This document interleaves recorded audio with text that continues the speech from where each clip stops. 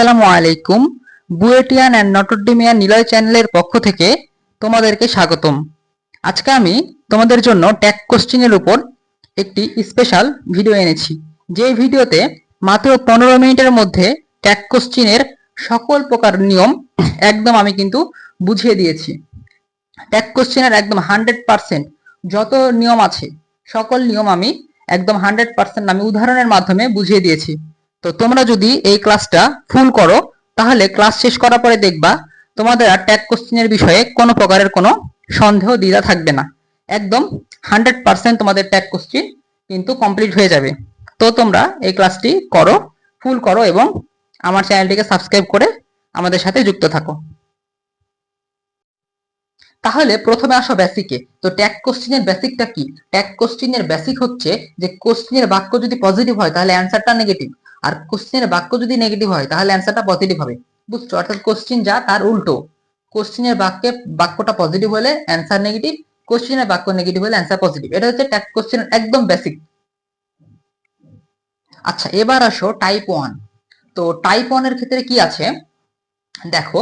Type 1 এর ক্ষেত্রে আমি যে শব্দগুলো লিখেছি, যে 10টা শব্দ লিখেছি না, am, is, are, was, were, shall, will, have, has, had, এই 10টা শব্দ তুমি যদি কোনো সেন্টেন্সের মধ্যে পাও, অর্থাৎ যে সেন্টেন্সের মধ্যেই am, is, are, was, were, shall, will, have, has, had এই 10টা শব্দ থাকবে, মানে এই 10টা শব্দের যে কোনো একটা শব্দ থাকবে, তাহলে ওই সেন্টেন্সটা টাইপ 1 ক্যাটাগরির মধ্যে পড়বে। বুঝছো?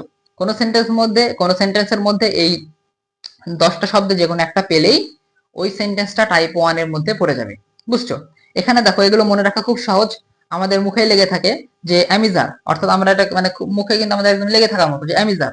তারপরে ওয়াজ ওয়্যার, অর্থাৎ মানে বর্তমানের জন্য আমরা কি ইউজ করি? অ্যামিজার। তারপরে অতীতের জন্য ওয়াজ ওয়্যার। তারপরে ভবিষ্যতের জন্য শ্যাল উইল।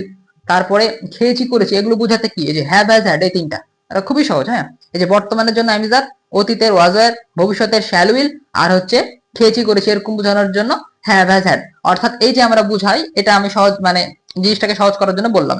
তাহলে বুঝো, এই যে 10টা, এই টোটাল 10টার মধ্যে মানে যে কোনো একটা তুমি যদি কোনো সেন্টেন্সের মধ্যে পেয়ে যাও, তাহলে ওই সেন্টেন্সটা টাইপ 1 ক্যাটাগরির মধ্যে পড়বে। তো টাইপ 1 ক্যাটাগরির ক্ষেত্রে তুমি কি করে ট্যাগ কোশ্চেন সলভ করবে? মানে প্রশ্নে যদি থাকে, এই দেখো, প্রশ্নে যদি থাকে ইজ, তাহলে উত্তর হবে ইজেন্ট, আর থাকলে আরেন্ট, ওয়াজ থাকলে ওয়াজেন্ট, ওয়্যার থাকলে ওয়ারেন্ট, শ্যাল থাকলে শ্যান্ট, উইল থাকলে অন, এভাবে করে হবে। আর আর তোমার কোশ্চেনটা যদি নেগেটিভ হয়, অর্থাৎ নট যুক্ত থাকে, নট, এই যে নট যুক্ত থাকে, হ্যাঁ, নট যুক্ত থাকে, এই যেমন তুমি দেখছো wire not, shall not, will not, তাহলে দেখো ওয়্যার নট হলে ওয়্যার, শ্যাল নট থাকলে শ্যাল, উইল নট থাকলে উইল, অর্থাৎ নট যুক্ত থাকলে তোমার কি ওটা হচ্ছে নেগেটিভ, কোশ্চেনটা নেগেটিভ, তাহলে উত্তর হবে পজিটিভ। বুঝছো? তাহলে দেখো, বুঝতে পারলা যে এম নট, কোশ্চেনে এম নট থাকলে উত্তর হবে এম, ইজ নট থাকলে ইজ। এখন একটা বিষয় আসো, যে সেটা হচ্ছে এম এর ক্ষেত্রে। এই যে আমি সবার উপরে দেখো এম লিখেছি, হ্যাঁ এম লিখেছি। এম এর ক্ষেত্রে দেখো, এম এর ক্ষেত্রে কি হওয়ার কথা? এম থেকে এমেন্ট হওয়ার কথা, তাই না? যদি কোশ্চেন এম থাকে তাহলে এম থেকে এমেন্ট হওয়ার কথা, কিন্তু এমেন্ট শব্দটা ইংরেজিতে ইউজ করা যায় না। এমেন্টের বদলে আরেন্ট অথবা ইন্ট তোমাকে ব্যবহার করতে হবে। অর্থাৎ তুমি যদি, অর্থাৎ যে কোনো একটা তোমাকে লিখলে তুমি মার্কস পাবে, সেটা হচ্ছে আরেন্ট অথবা এইন্ট, আরেন্ট অথবা এইন্ট। বুঝছো? এমেন্ট লেখা যাবে না, এমেন্টের বদলে আরেন্ট অথবা এইন্ট লিখতে হবে। তো এইন্ট তোমরা একটু ভালোভাবে বানানটা দেখে রাখো, এইন্ট। হ্যাঁ, আর এই যে তোমার এই যে শ্যান্ট, এই শ্যান্ট বানানটাও দেখে রাখো। বুঝছো? তো এইভাবে করে তোমার টাইপ 1 এর আমাদেরকে সলভ করতে হবে। আচ্ছা, এবার আসো টাইপ 1 এর উদাহরণে। হ্যাঁ, টাইপ 1 এর উদাহরণে। তো তোমরা দেখো টাইপ 1 এর উদাহরণে দেখো, 2 নাম্বারটা দেখো, যে he will visit A book fair tomorrow. তাহলে দেখো, এখানে আমি বলেছিলাম যদি তোমার উইল থাকে, উইল থাকলে কি হবে? উইল থাকলে অন্ট হয়, উইল থাকলে অন্ট হয় না, উইল থাকলে অন্ট হয়। তাহলে দেখো উইল আছে, তো ট্যাগ কোশ্চেনে অন্ট হয়ে গেছে। বুঝছো? উত্তরটাতে অন্ট হয়েছে, আর এই যে হি, এর জায়গায় হি। এবার দেখো 4 নাম্বারটা দেখো, 4 নাম্বার, যে they have not come to my house. তাহলে আমি বলেছিলাম যে তোমার যদি দেখো হ্যাভ নট আছে, এখানে নট যুক্ত আছে হ্যাভ নট, তাহলে হ্যাভ নট থাকলে কি হবে? হ্যাভ নট থাকলে হয়ে যাবে হ্যাভ। বুঝছো? আমি তখন দেখালাম হ্যাভ নট থাকলে হ্যাভ হয়ে যাবে, আর হ্যাভ নট থাকলে হ্যাভ হলো। আর এই যে দেই, এই যে দে এর জন্য দেই। তাহলে বুঝছো যে they have not come to my house, তাহলে এটার উত্তর হ্যাভ নট এর জন্য হ্যাভ, আর দে এর জন্য দেই। বাস, তাহলে এভাবে করে তোমার, এভাবে করে সবগুলো হবে। আচ্ছা, এবার আসো টাইপ 2 তে। তো টাইপ 2 কি ভাইয়া? টাইপ 2 হচ্ছে যে আমি যে শব্দগুলো তোমাদেরকে বললাম, 10টা শব্দ, তাই না? অ্যামিজার, ওয়াজার, এভাবে করে 10টা শব্দ বললাম। এই 10টা শব্দ ছাড়া, এই 10টা শব্দ ছাড়া যে সেন্টেন্সই পাবা, ওই সেন্টেন্সই টাইপ টু এর মধ্যে পড়ছে, বুঝছো? অর্থাৎ টাইপ ওয়ান এর, অর্থাৎ এম ইজ আর ওয়াজ এর এই যে 10টা শব্দ, এই 10টা শব্দ যুক্ত কোনো সেন্টেন্স হলে সেটা টাইপ ওয়ান এর মধ্যে পড়ছে।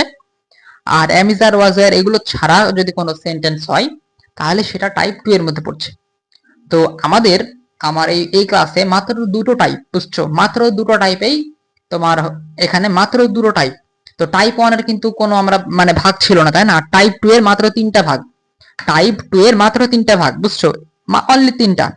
তাহলে টাইপ ওয়ান এর কোনো ভাগ ছিল না, আর টাইপ টু এর মাত্র তিনটা ভাগ।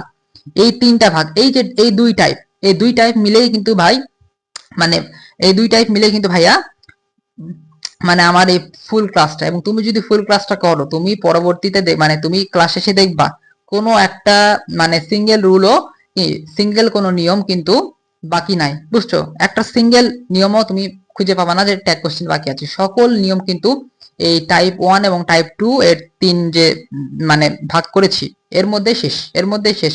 তো করো। তো দেখো, তাহলে আমি বললাম am is are was were এগুলো ছাড়া যদি কোনো সেন্টেন্স পাও তাহলে সেটা টাইপ টু এর মধ্যে পড়ছে।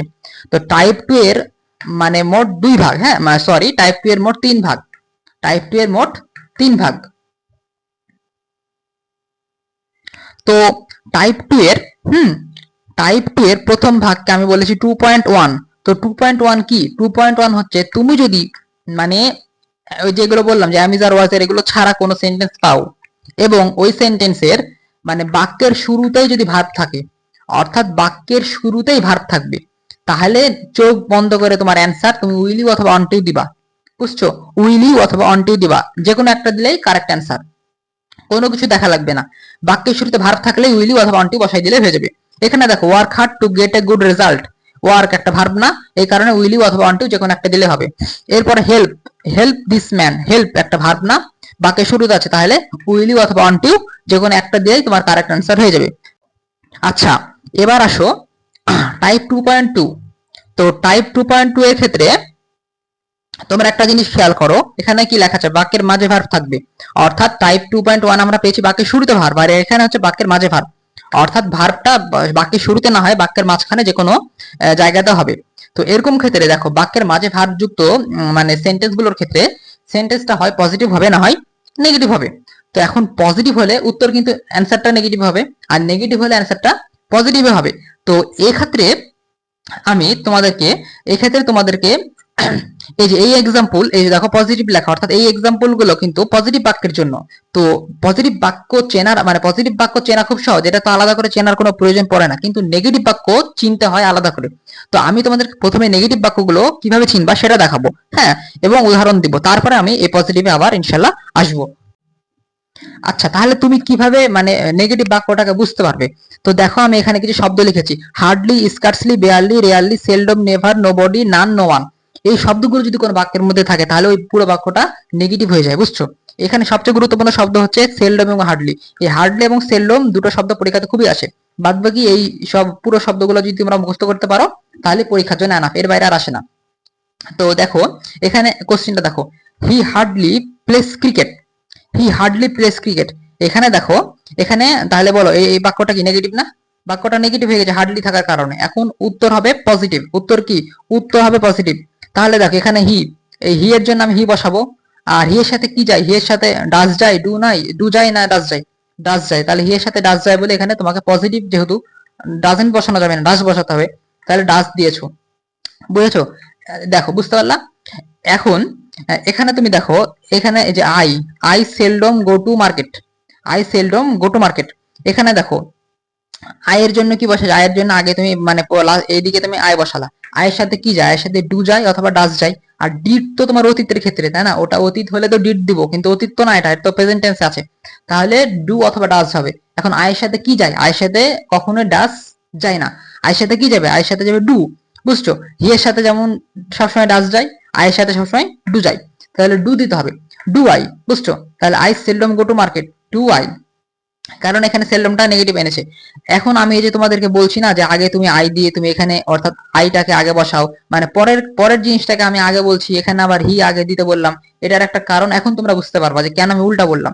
এখানে দেখো nobody believes a liar, nobody believes a liar. এখানে দেখো তোমার এই বাক্যটা দেখার পরে অনেকেই ভাবে যে এই যে বিলিভস মানে এস যুক্ত আছে, এস যুক্ত থাকার কারণে অনেকে ভাবে যে উত্তরে আমাদেরকে সিঙ্গুলার ফর্মে লিখতে হবে, অর্থাৎ তারা এই যে ডাজ হি, হ্যাঁ ডাজ হি এরকম দিয়ে দেয়, ডাজ হি অর্থাৎ সিঙ্গুলার ভাবে, ওই কারণে হি দেয় এবং হি এর সাথে ডাজ দিয়ে ডাজ দেয়।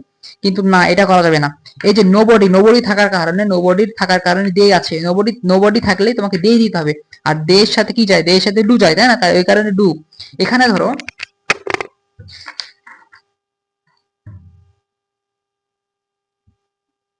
এই যে দেখো আমি লিখে দিয়েছি everybody, everyone, nobody, no one, none, each. Everybody, everyone, nobody, no one, none, each. এই শব্দগুলো থাকলে এর জন্য কি বসবে? প্রোনাউনটা কি হবে? প্রোনাউন অর্থাৎ এই যে লাস্টে এখানে প্রোনাউন হিসেবে যেটা আসে সেটা হচ্ছে দে হবে, বুঝছো?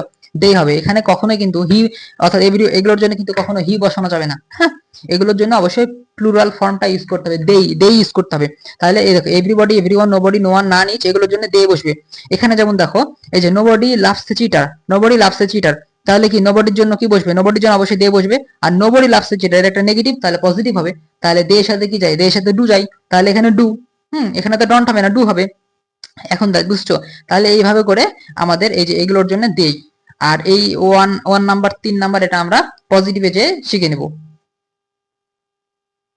তাহলে নেগেটিভের বিষয়গুলো তো বুঝতে পারলে। তো নেগেটিভের বিষয় বুঝ মানে যদি বুঝতে পারো তো পজিটিভ আসলে কিছু না, কারণ পজিটিভকে তার আলাদা করে চিনা লাগে না, পজিটিভ দেখলে বোঝা যায় যে মানে অর্থাৎ কি নেগেটিভ যে শব্দগুলো সেগুলো যদি না থাকে তাহলেই পজিটিভ। এখানে দেখো এখানে বলছে he works hard for his business, বুঝছো? তাহলে দেখো he works hard for his business, তাহলে এটা আমি আমার সাথে মিলাও, এটা টাইপ 2 এর মধ্যে পড়ে, কারণ এখানে অ্যাম ইজ আর ওয়াজ এর নাই, হ্যাঁ টাইপ 2 এর মধ্যে পড়লো। এবার টাইপ 2 এর তোমার কোন ক্যাটাগরিতে? ক্যাটাগরি নাম্বার মানে টাইপ 2, যে বাক্যের মাঝে ভার্ব আছে, এই যে ওয়ার্ক সেটা শুরুতে না থাকে বাক্যের মাঝে আছে, তাহলে বুঝছো টাইপ 2 এ পড়লো এবং টাইপ 2.2 এ পড়লো, হ্যাঁ। এবার তাহলে তুমি কি করে করবা? তুমি দেখো এখানে এবং এখানে কত নেগেটিভ আছে কি? কোনো নেগেটিভ বা শব্দ আছে কি? না, নেগেটিভ শব্দ না, তার মানে এটা পজিটিভ, তাহলে এটা পজিটিভ হলে উত্তর হবে নেগেটিভ। এখন দেখো এখানে দেখো এই যে ওয়ার্কস মানে সরি, এখানে দেখো আমাদের হি, তাহলে হি এর জন্য আমাদেরকে হি বসাতে হবে, হি এর জন্য হি বসাতে হবে। আর হি এর সাথে কি চাই? ডাজ চাই, এর সাথে ডাজ চাই। তাহলে ডাজ যেহেতু মানে অ্যান্সারটা যদি নেগেটিভ হবে ওই কারণে ডাজেন্ট হি। তারপরে তুমি দেখো এই যে তোমার হচ্ছে 4 নাম্বার দেখো দে ওয়াচড এ মুভি, এখানে দেখো দে আছে, তাহলে দে এর জন্য কি বসাবো? দে এর জন্য দে বসাবো।